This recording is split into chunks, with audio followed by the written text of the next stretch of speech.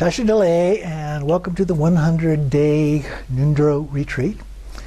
You may or may not be aware of the term Ngondro, which means preliminary practices. So the normal approach to Ngondro is that these are a series of practices that are done at the beginning of one's training related to Tantra and the Tantric practices. And so there are multiple ways in which that is done. For example, when I was taught to do this, one of the ways that we were taught to do it is that there are two parts to this. There are the four thoughts that turn the mind, and then there are, which is called the common Ngondro, and then there's the uncommon Ngondro, which is the refuge, the purification, or, well, bodhicitta sometimes separate, sometimes included with the refuge, and then the purification, the offerings, and Guru Yoga. This version is a little bit different than that, but in the traditional version, what you would do, particularly with the uncommon part, the refuge and so forth, is each one of those involved something that you did at least 100,000 times, and sometimes with full prostrations and so forth, depending on your ability to do that because of various bodily issues that we all have. And so that was very time consuming and very difficult for a lot of people, especially people that are working, families, lots of other things that are in their life. Well, from the Ngondro Nyingtik, there is a version that worked its way down through to the Longchen Nyingtik that is this 100-day approach, and it is a series of contemplations. There are no mantras, there are no prostrations or anything like that. So it's a different way to do it. It's also practical because it only requires 100 days to finish that. That's about the same length of time that you would finish the other one if you were doing a 3-year retreat in a monastery, for example. So just to give you an idea. But in addition to those two types, another way that I was taught to do it, a different lama said, well, just do the practice for 1 year, and then we'll consider you to have completed the practice for lay practitioners, as opposed to a fixed number of times. Another approach that's sometimes used is that you meet with the Lama and you discuss what you've done and what kind of things have happened as a part of that, and they decide whether or not you're done or not with that section, and then you go on to the next one, or even they may wait until the very end and say, okay, you're done, or they say, do it again. So there are various approaches to doing that. One other approach, and the one that I more traditionally do in our teachings here, is that we never finish Ngondro. I mean, those techniques all appear to say, okay, you're done, you don't have to do Ngondro anymore. But we always keep doing refuge. We always keep doing purifications. We keep doing offerings. We keep or should keep doing Guru Yoga and so forth. So the idea is that we never really give that up. So the other approach is simply making that part of your daily practice. So in that context, preliminary becomes the first thing you do in your meditation for that day. And you do it in a very abbreviated form, usually just the mantra aspects, not longer versions of those with lots of little pieces and so forth. So those are some of the different ways to do it. But as I said, this one is based on the idea of a 100-day retreat. You would spend some time in the morning doing the contemplation, some time in the afternoon or evening doing the contemplation. This is also linked to another book, which I've listed on the website as optional, The Words of My Perfect Teacher. And in the commentary from Jigme Lodro Rinpoche that is on the 100-day retreat and gives us the context for this, he talks about, refers to this book a lot. If you want more detail, go see The Words of My Perfect Teacher, for example. And in some cases, I will use that as we go through because he provides almost nothing in order to do the contemplation in the text, the commentary that he has made. But other times he's provided all you need, and you can do it just based on what he talks about. But if you want more detail, you can go into the words of my perfect teacher. It was written by Patrul Rinpoche, and very highly regarded book, probably the most popular thing that he wrote. And he was kind of a vagabond yogi type and traveled all around, although he did keep monastic vows, at least the beginner's vows, as a part of his way of approaching all of this. But it's a good book.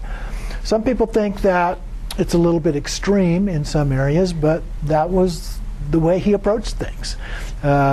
He tended to approach the way that he practiced, the way that he taught, the way that he dealt with other people in that kind of a manner.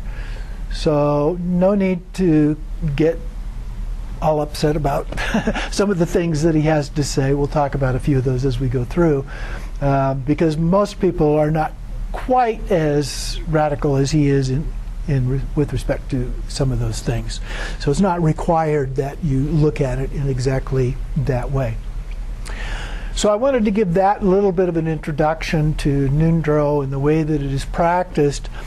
But then from the actual text, now in the text it says, by His Eminence Lopon Natsok Zugchen. That's another one of his names. You may be aware or not that many Tibetan lamas have multiple names. So he's got multiple names. He does have the title of His Eminence, which is a very high title. He does lots of writing. He's working right now on a multi-volume text for the Tibetan government in exile on the history of the Nyingma tradition in Bhutan. Fairly specific, but Padmasambhava Baba was one of the people there, so it's a very close connection.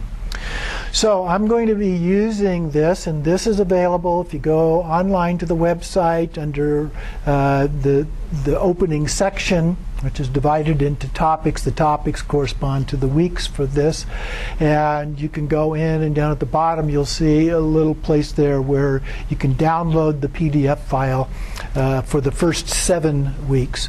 I'm still doing some editing on the other 7 weeks, but it will be available by the time we get to that.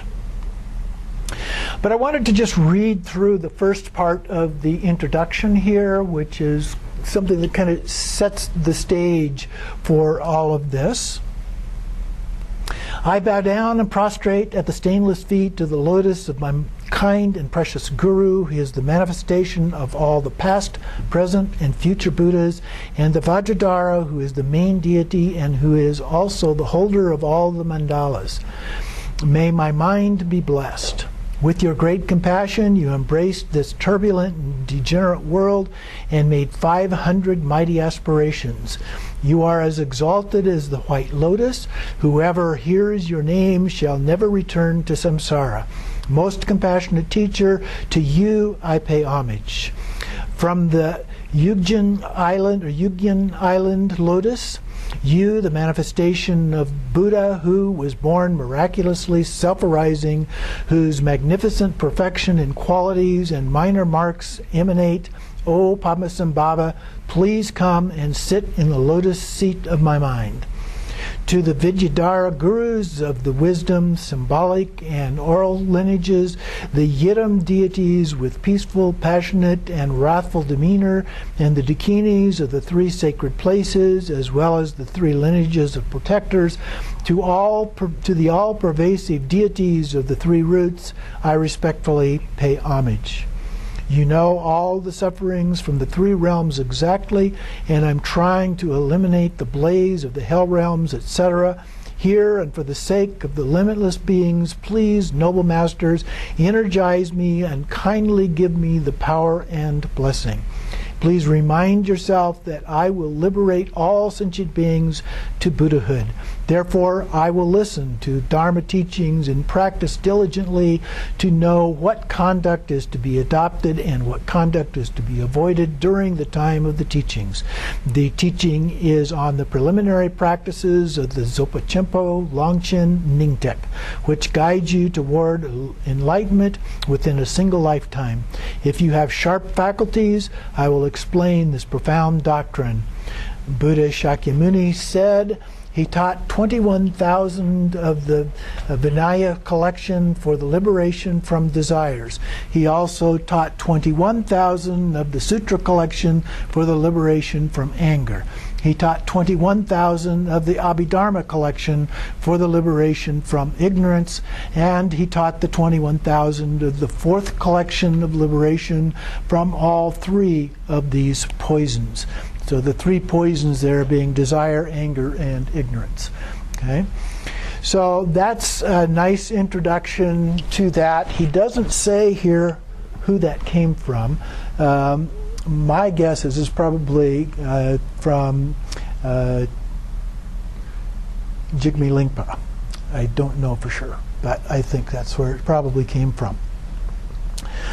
So he goes on here then with a fairly long introduction, so I'm not going to read all of that, but there are sections here that I think are helpful to us in understanding this from the commentary point of view, and then I'll add a few things here and there as well. So the first thing is that the Buddha Dharma is considered to be very profound teachings. You may or may not have that level of experience at this time, but the more you get into it, the more profound it seems to be in our daily experience. It's considered to be like an ocean or the sky, just kind of without limits, if you will. In the commentary, he also talks about that we don't have to be sectarian, which in Buddhism means that we don't have to consider one religion better than another, or even within Buddhism, one branch of Buddhism better than another, or within Tibetan Buddhism, one particular lineage to be better than another. We respect all of those as a part of it. In Tibetan Buddhism, that became known as the Rimé movement, and we honor that in our particular Sangha here. So that is a part of this. But we know Buddha Dharma has the most detail of any of these in the world, according to the commentary here. It certainly has a lot of detail. You could spend your entire lifetime trying to read all of the things that have been published in English, which is only a fraction of what has been written in Sanskrit and Tibetan, and never complete all of that. So it's very vast in terms of just the quantity of material that is available. So what we're going to do here is try to summarize some of that, and perhaps the most concise of all of those summaries is simply the Four Noble Truths taught by the Buddha, his first teaching, the first turning of the wheel as it's known. So the first is the truth of suffering, which is to be abandoned. The truth of the origination of suffering, which is the cause, our fundamental ignorance of the true nature of things. The third one is the truth of the cessation of suffering, which is the end of suffering, that is actually possible to do. And the fourth one, the truth of the path, of the practices that are required to achieve the cessation of suffering. And so that's sometimes known as the Noble Eightfold Path.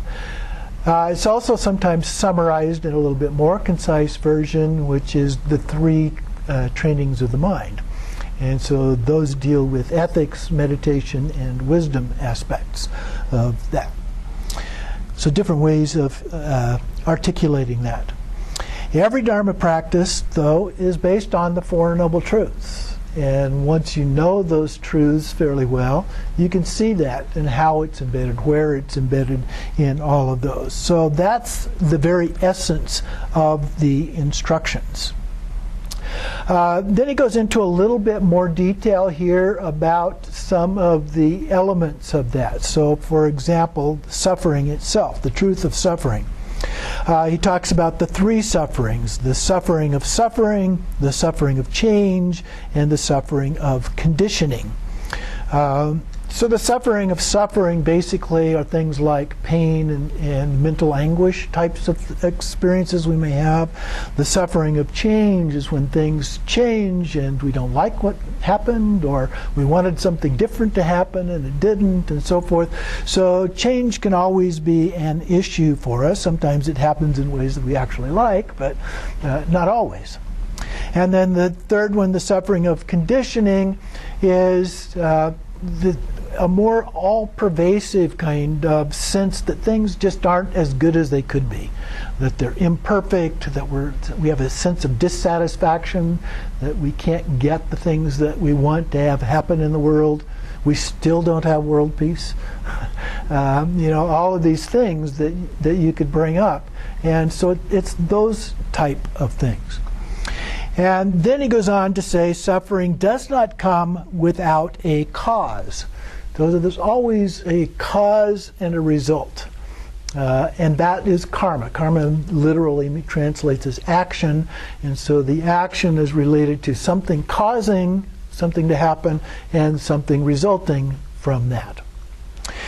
And then in Buddhism, of course, we look not only at our immediate actions, but past actions and potentially future actions because of the idea of reincarnation. And I know not everybody believes in reincarnation, but it's a general principle within Buddhism that those karmic things get stored in your alaya consciousness, which gets passed on from one lifetime to another. Okay? And so the things that you do in this lifetime is either going to be beneficial or have a negative impact on either later in this life or in a future lifetime. So that's the basic principle there. So past karma and delusions associated with that, which is the origin of the suffering, comes from our own actions. And the Buddha also taught the truth of cessation, being free from the suffering and its causes, and then the truth of the path, how you achieve that. Now, another way to look at that, which he describes here, is divided into two sets of two. And so in the first one, the first two truths are samsara's cause and result. So the truth of the origination is the cause, the truth of suffering is the result. And then the other two are nirvana's cause and result. So the truth of the path is the cause, and the truth of cessation is the result. Okay? So another way to dig a little bit deeper in terms of how we relate to our understanding of those. Then, from these Four Noble Truths, we learn how to abandon the truth of the origination of suffering, how to realize the truth of cessation, and how to practice the truth of the path. For these three, we have Sutrayana and Tantrayana. So the teachings of Sutra, which are related to the teachings of the Buddha or some of his immediate followers. And then we have Tantra, which is another set of texts that talk about other aspects of how to deal with these things. So we have those vehicles. And there are three vehicles referred to as the hearer, solitary realizer, and bodhisattva vehicles. The first two of those are the path of individual liberation, because the main focus is on achieving liberation for oneself, but it doesn't mean you completely ignore everybody else. It's just that the emphasis is more on that aspect. And the bodhisattva vehicle, I usually refer to it as the path of altruism, because there the focus shifts a little bit to be more of an emphasis on helping all beings achieve liberation instead of just yourself. Well, I shouldn't say just yourself, but a focus on yourself. In Tantrayana, though, we have three outer and three inner Tantrayanas. So we have the Kriya Tantra, Charya Tantra, and Yoga Tantra. Those are the three outer ones. And in those, the reason I believe those are called outer is because we usually visualize, these are deity practices, and so there's a deity. The deities are not what we call real in the usual sense of that word, but they are real as in our mind. And so when we visualize them, we do these practices, the outer tantras, we typically visualize them as being outside of us. Just as an example, Chinrezi, the Buddha of compassion, the male Buddha of compassion, we typically visualize him as being out in front of us. It would be an example. Or when we do Vajrasattva purification that I mentioned as a part of the uncommon Ngondro, we visualize him as sitting above the crown of our head and nectar coming down through our body to basically wash out all of our afflictive emotions, all of the negative karma, all of those kinds of things. And so it's a visualization, but they're outside of us. In some cases, though, then we visualize those as coming to us, perhaps giving us a blessing, giving us an empowerment or something like that, and then actually merging into us. Sometimes we become the deity, sometimes we visualize them as being in our heart or another location physically inside of us and so forth. Again, they are real in the sense of being real in our mind. They are not real as concrete, like we think of you as being real, or you may think of me as being real. And those are called the inner tantras because of that being inside. And so those are Mahayoga, Anu Yoga, and Ati Yoga. In the Nyingma tradition, that is sometimes referred to as the generation stage, the completion stage, and then Dzogchen or Ati Yoga is the great perfection. So those are the main vehicles, we say, in terms of the Tibetan Buddhism, how it gets approached. So the practices vary a little bit from going from one to the other. In Tibet, we also have old and new translations. The new translation is called Nyingma. When the first dissemination of Buddhism into Tibet, at least that's the way it's described because Buddhism was already there, but the first significant influx of Buddhism into Tibet was when King Tristan Detsen invited Tantric Shita to come in and build Samye Monastery, the first monastery in Tibet. And they had some problems, invited Padmasambhava or Guru Rinpoche to come and help address some of those problems. So that was the real foundation of Buddhism in Tibet at that time. Now you know that Buddhism was already in Tibet to some extent, otherwise the king probably would never have had any basis to invite anyone to come and build a monastery. So he had to have some background, some knowledge of that prior to that. But the custom is to say that Padmasambhava brought it to Tibet. Okay? And then things went along for a while, and then there was a king who didn't like that, and so he destroyed the monasteries, still allowed people to practice on an individual basis, but the monks and nuns either had to convert to the indigenous religion called Bon in Tibet, or they had to go back home and give up their Buddhist practices, at least in a monastic setting. But it did survive, it kept going on, but a couple hundred years later, after the Muslim invasions in India, we began to see more and more people going from India back up into Tibet again. And as a result of that, we have what is referred to as the second dissemination into Tibet. And so we have other key people also bringing it up. And those are called the Sarma schools, the new schools. And so Nyingma means old school, and then Sarma means new schools. And there are three of those major new schools, as well as some other ones, including that Bon religion, which also takes on the nature of Tibetan Buddhism, although they claim that they originated prior to even the historical Buddha, Shakyamuni Buddha in India. So there's some arguments about those kinds of things. But the point is that there are these different branches of Buddhism as a part of that. And so those three main branches within that of the Sarma schools are the Sakya lineage, the Kagyu lineage, and the Gelugpa lineage. So we have the Nyingma, Sakya, Kagyu, and Gelug.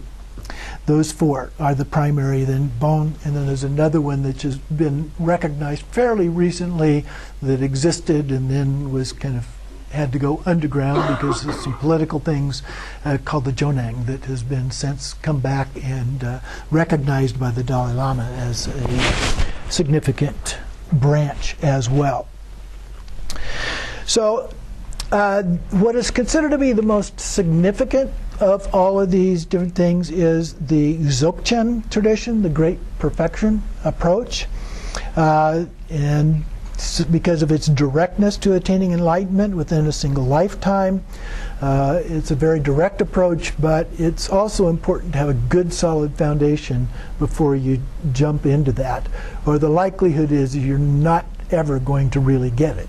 It's possible, but the likelihood is that you're not going to get it. Although there are some teachers that teach it that way, in a direct way up front without all of the other stuff.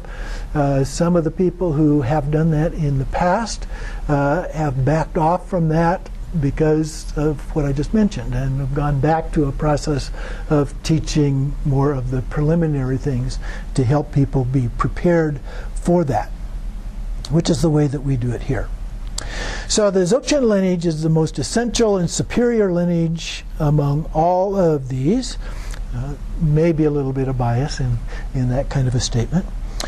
And so the Zopa Tempo, as it's sometimes called, has three different branches within it. And one of those is called the Mind class. Another one is the Vast Expanse or Space class, and the third one are called the Special Instructions.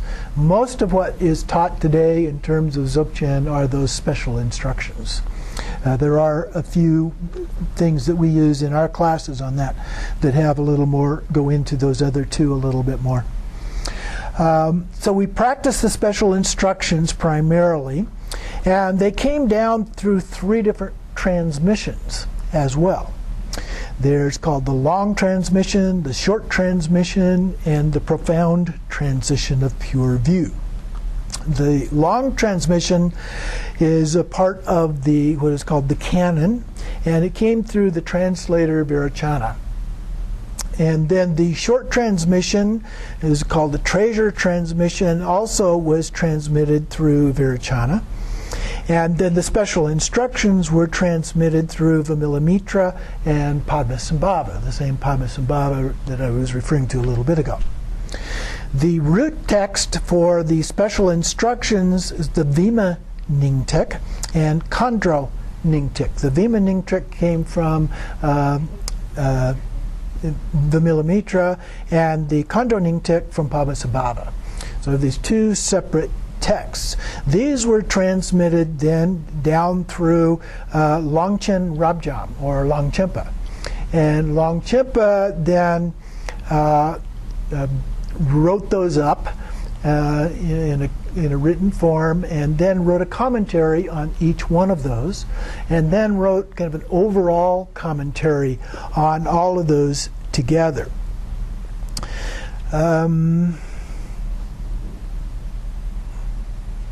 So the Vima Nyingtik, Ngondro Nyingtik, and then the commentaries are called the Lama Nyingtik and the Ngondro Nyingtik.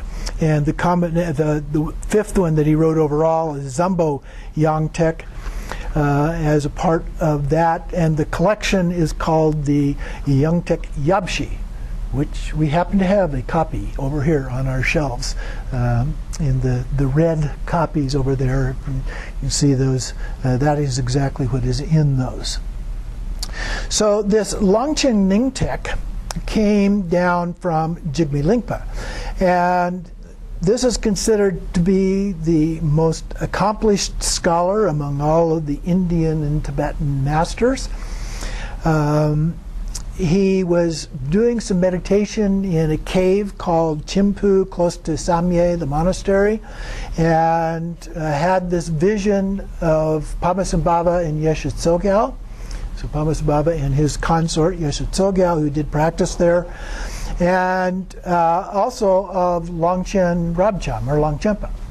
And he received these teachings from them and wrote them up and that became this Longchen Nyingtik that are a part of that. Now, the most important part of the Longchen Nyingtik is some that you've probably heard of, the HE Lama text, which we have taught and used as a part of our curriculum here. And it has 3 sections. One is the practice for enlightenment within a single lifetime for those with sharp faculties. Then the practice of enlightenment in the bardo for those of middle faculties. And then finally the practice of enlightenment in the next life to be born in the Nirmanakaya Pure Land for those of dull faculties. So it doesn't matter how smart you are, how good you are, according to the Lama, HE Lama, you will attain enlightenment no later than your very next lifetime if you make this a part of your practice. So then he talks in the commentary here a little bit about the 2 different parts of the preliminary practices that I mentioned in my brief introduction there. And so he talks about before receiving Dzogchen. So there's also a set of practices that are done as preliminary to Dzogchen. Sometimes they get broken up into 2 parts. Part of it are the things that we're going to be going through and looking at, but then there are also some things called Korde Rushen that are done separately, and that can be broken up. The 2 main practices in Dzogchen are the Trekcho and Togao. Right now, fall is considered to be the best time to do Togao, the sky gazing practice, and the sky is great. The temperatures in the morning especially have cooled down a little bit. In the afternoons, clouds start to come. The heat still builds up, but the mornings are wonderful times to do that if any of you are doing that kind of a practice right now. The other part is the Togao, so Trekcho and Togao. So these preliminary practices are done either before both of those, before part of it's done before Trekcho, part of it before Togao. So it gets done different ways. Sometimes it's all of it's done but just before the Togao part. So it depends. We do all of it before both because that way you've gotten it preliminary to doing either of those other kind of practices. But he also refers here to what I was talking about before with the common and uncommon, where you do 500,000 of these repetitions. But in this practice, this version, it's only a 100-day retreat type practice. So it's a home retreat in the way that we are doing these, in the way that he teaches this. Then he goes through the lineage. Jigme Galway Nugu received it from Jigme Lingpa, gave it to Patrul Rinpoche, the guru, the great scholar, Jumipam Rinpoche. You may know him too. He was a great author in the Nyingma tradition as well as Rime aspects of that. And eventually it got translated into originally the words of Lama Kunsang, but it when translated into English, it came down as the words of my perfect teacher. So that's the version that we have. And since then, it's been translated into many different languages around the world. He mentions some of them in here somewhere. Chinese, Japanese, Vietnamese, Russian, French, English, and many others. So very popular text for doing these kinds of practices. He says that other Dharma books just cannot compare with the influence of this book in Dharma activities and daily usage. The book has turned millions of people's minds to Dharma. And then he goes through very detailed individual lineages, some different lineages, because as these things spread out to multiple people, like it spreads out to each of you, and maybe you teach it to somebody else. We get multiple lineages, and at some point these things sometimes come back together again. And so he goes through several of these lineages in detail, which I will not go through just in honor of not obliterating their names, trying to pronounce them correctly. Then he says that if we can establish the doctrine of the Longchen Nyingtik with Dzogchen instruction tradition in the West, it will be much better. We confess any mistakes that we have made. In this case, he says any mistakes that I have made, him giving the teaching here. So we need to practice Vajrasattva and recite the 100-syllable mantra every day before we start the teaching. So I don't know if you all know, did everybody know the 100-syllable mantra? Or sort of, kind of? Okay. Okay, all right. Well, those of us who do, we can do that. Yeah, why don't you get some of the prayer books and we can have that so people can do that. So we will recite it a few times because it is a purification mantra. There is the 100-syllable version, and then there's also a short version, a couple of different short versions, which is just Om Vajrasattva Hom or Om Vajrasattva Ah are both very short versions of that. Sometimes you recite the long version a few times and then you recite the short version and so forth. So yeah, just pass some of those around for people that need them.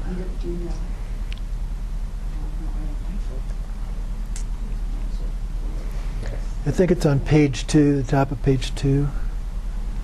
Yeah.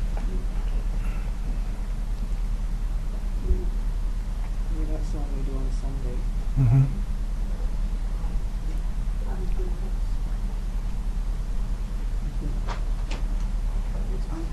So Tibetans say Benzasato instead of Vajrasattva, so depending on how you're used to saying that, you can do either one. Okay, so let's just recite it together. Do that 3 times as a way of helping to do a purification here this morning, afternoon. Okay.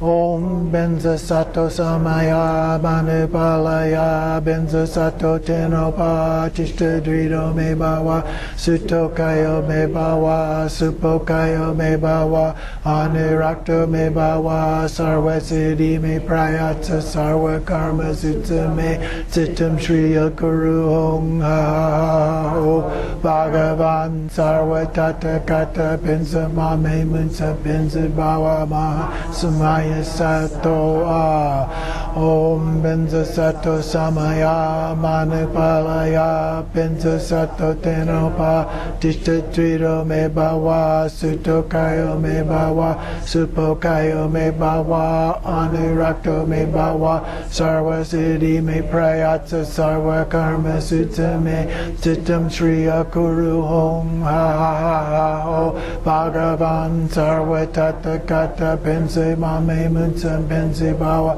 Mahasamaya Sato Om Benza Sato Samaya Manupalaya Benza Sato Tenopa Tishtadrido Me Bhawa Sutokayo Me Bhawa Supokayo Me Bhawa Anurakto Me Bhawa Sarvasiddhi Me Prayatsa Sarva Karma Sutta Me Sittam Shriya Kuru Hong Ha Ho Bhagavan Sarva Tata Gata Benza Mame Munsa Benza Bhawa Mahasamaya Sato So usually when we do that, we visualize Vajrasattva sitting above us, or as it's described in here, Vajrasattva with his consort sitting above and nectar coming down and just washing all of those out from us and purifying us as we recite the mantra there. So going back to the commentary here then, he talks just a little bit about the 100-day retreat. The 100-day retreat practices the common preliminary practices, starting with the difficulty of finding a precious human life to the perfection of wisdom explained in the words of my perfect teacher. It is important here that you don't stop in the middle. Please always try to avoid stopping in the middle until you have completed the 100 days of retreat. So what we're asking you to do is make a commitment that you will actually do these practices every day. It doesn't take a great deal of time. You can spend a great deal of time if you have that much and are willing to do that, but you do what you have time to do. If nothing else, you could just recite the part of it that we're doing for that particular day. It takes less than a minute to do that. But the idea is not just to recite it, but to contemplate it, to think about that and how it applies to our lives and to the relationships that we have and so forth. So I ask you to do as much of that as you can realistically do, but he recognizes that because we are busy in our lives that sometimes we don't have a great deal of time to do these practices. So it's not about the time, it's about the number of times. He goes on to talk about getting into the actual practices then. In the beginning, he says we need to have the right attitude and the right conduct to listen to the teachings. We must have the attitude of bodhicitta, the mind or heart of enlightenment, and the vast skill of the secret mantrayana, which is the Vajrayana or the Tibetan Buddhism. Our attitude of bodhicitta that will liberate all sentient beings to Buddhahood, and you will listen to the Dharma teachings and practice diligently. The vast skill of the secret mantra is to visualize the Guru as the Buddha. And the Guru is seen as real, like Samittabhadra here in the painting. The Dharmakaya form. The place is Akanishta, Buddha heaven, so to speak, Buddha field. The other practitioners are the 5 male and female Buddhas, the 5 Buddha families. When you receive the actual Dzogchen teachings in the future, you'll realize that the nature of all phenomena is just like that. So that is the basic idea of what's referred to as sacred outlook or pure view. So we see all, here it talked about seeing the teacher as a Buddha, but we see all beings as Buddhas. We all have Buddha nature. And we are all Buddhas in some form or another. We may not be fully manifested yet. That's the idea of doing these practices, so that we can be. But we look at all beings in that way.